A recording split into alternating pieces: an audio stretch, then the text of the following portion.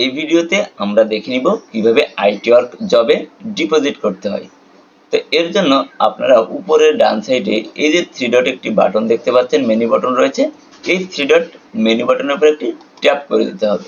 Tap করে দেওয়ার পর আপনারা দেখতে পাচ্ছেন এই সাইডে বেশ কতগুলো ক্যাটাগরি শো করেছে।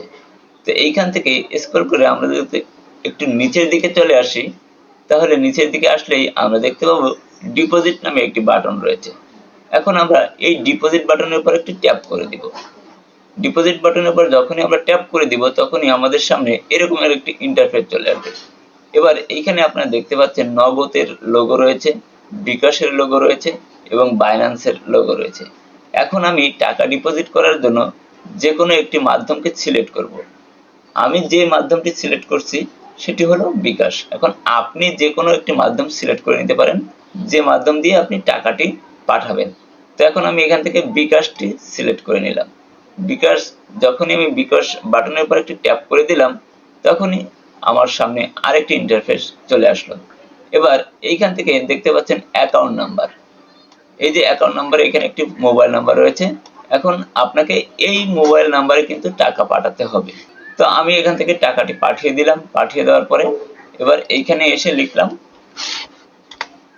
1। আমি যেহেতু $1 ডিপোজিট করেছি, সেজন্য আমি এখানে 1 দিয়ে দিব।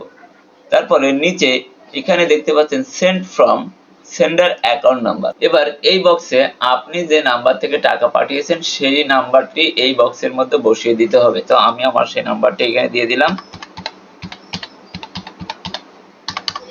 সেই নাম্বারটি এখানে বসিয়ে দিলাম। দেওয়ার পরে নিচে দেখতে পাচ্ছেন ট্রানজ্যাকশন আইডি।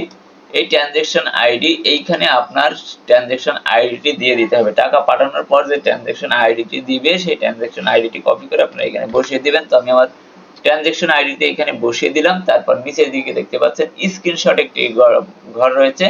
এই স্ক্রিনশটের এইখানে আপনি টাকা পাঠানোর পর আপনি একটি স্ক্রিনশট নেবেন, নিয়ে সেই স্ক্রিনশটটা এই বক্সের মধ্যে দিয়ে দিবেন। তো আমি স্ক্রিনশটটি এখানে দিয়ে দিচ্ছি। দেওয়ার পরে এবার নিচের দিকে চলে আসবেন। এই যে বাম সাইডে দেখুন সাবমিট একটি বাটন রয়েছে। এই সাবমিট বাটনের উপর ক্লিক করে দিতে হবে। ক্লিক করার পর এখানে ইয়েস আর নো যদি কনফার্ম করে দিতে হবে। কনফার্ম করে দেওয়ার পরে আপনার এখানে দেখতে পাচ্ছেন ডিপোজিট সাকসেসফুল। এবার আমরা কিছুক্ষণ অপেক্ষা করলেই আমাদের এইখানে আমরা দেখতে পাবো যে আমাদের ডিপোজিট ব্যালেন্সে টাকা যুক্ত হয়ে গিয়েছে।